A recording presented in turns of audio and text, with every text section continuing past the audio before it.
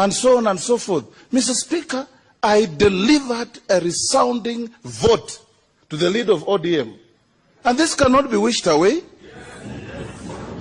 These games, Mr. Speaker, are totally unhelpful, and I want to repeat as I end. If anybody wants a divorce, it will be noisy, it will be messy, it will be unhelpful, and it will have casualties, Mr. Speaker. In the last election, we had Raila Odinga having 68% of the vote, and he had 284,786 votes. And first of all, when you look at the number of votes, so far we're, presuming this is not the final figure, we are yet to get to the number of votes that were, were cast in 2017, because we had 418,612. Here we only have 392. So that's almost, that's about 26,000 difference in votes. Decrease. Yes, a decrease. So Raila Odinga was at 68% with just almost 285,000. Now he's at, 35%, down from 68 to 35. And he has, just about 140,000 votes. Coming from 284, that's about 144,000 votes. Actually, he's gone to less than half. So far, he's not even hit the halfway mark. William Ruto, on the other hand, has 248,330 votes at 63%. Still not where Raila was last time, but definitely ahead of Raila. And when it was the Uhuruto team, it was 126,475, which was 30%. So, there's been the argument that, one, Weta has been a significant push to this, that's Moses Wetangula, as much as some had, somewhat underestimated him. We have seen that, Bugoma has gone in the yellow direction in regards to our color scheming of the map. Even the governor seat, Wangamati is on the Azimio side, but he has lost to Kenneth Lusaka, who is on the Kenya Kwanza side. What's your view on that in regards to the numbers and just those dynamics? Very, very complicated, but interesting.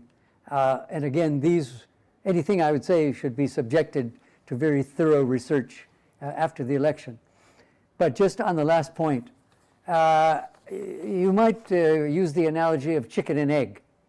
When Senator Moses Wetangula and former Vice President, Deputy Prime Minister Musalia Mudavadi decided to join the Kenya Kwanza Brigade,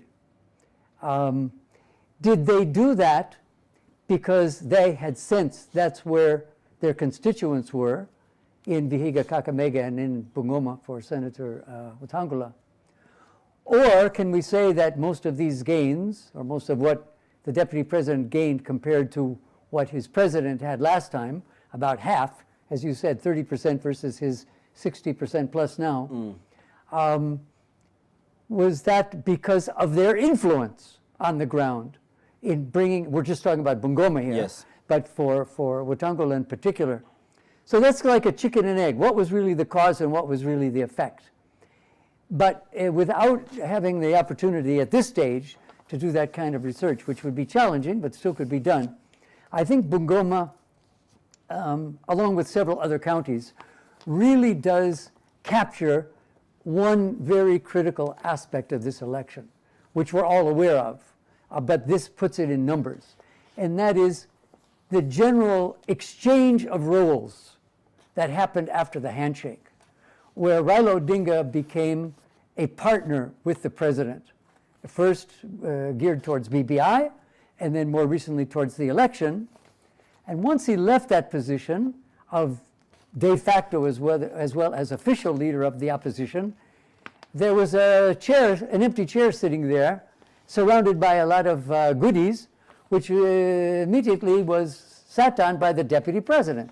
As I think I mentioned the other day, in a survey that we did late last year, we asked, as far as you know, who's the leader of the official opposition? Most people mentioned Raila. Then the next question was, which leader, wherever they are, has been most active in criticizing the government, trying to hold it to account? And more people named William Ruto, the deputy president of the very government, than Raila Odinga. So just look at these numbers. I mean, William Ruto has got basically the same percentage as Raila got last time. And Raila basically the same percentage that the outgoing president Uhuru Kenyatta got last time. So they've just changed clothes. Now, again, what's underlying this? We need to do some research on the ground, but basically we can say, subject to qualification, in both this election and the last one, people in Bugoma were unhappy with the status quo. They wanted to support someone that would bring change, and in the last election, 2/3 thought Raila would bring that change, and in this election, nearly 2/3 think that William Ruto would bring that change. And I would guess that these numbers would be pretty much the same, regardless of what Senator Wetangula had strategized. Now, he might criticize me and say, no, I'm the one who should take credit. But hey, we know what the history of voting has been in Western since the return of multi-party politics. So I'm sure there will be a number of other counties. If we had time, we could probably sit here, you and me, till 5 in the morning and get a number of where we've seen the same pattern where people who were opposition last time, the numbers are basically the same, but the figures, the leaders, the candidates that opposition is attracted to have reversed because of the handshake. And so on and so forth. Mr. Speaker, I delivered a resounding vote to the leader of ODM. And this cannot be wished away.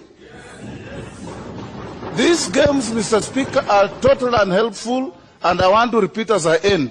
If anybody wants a divorce, it will be noisy, it will be messy, it will be unhelpful, and it will have casualties, Mr. Speaker.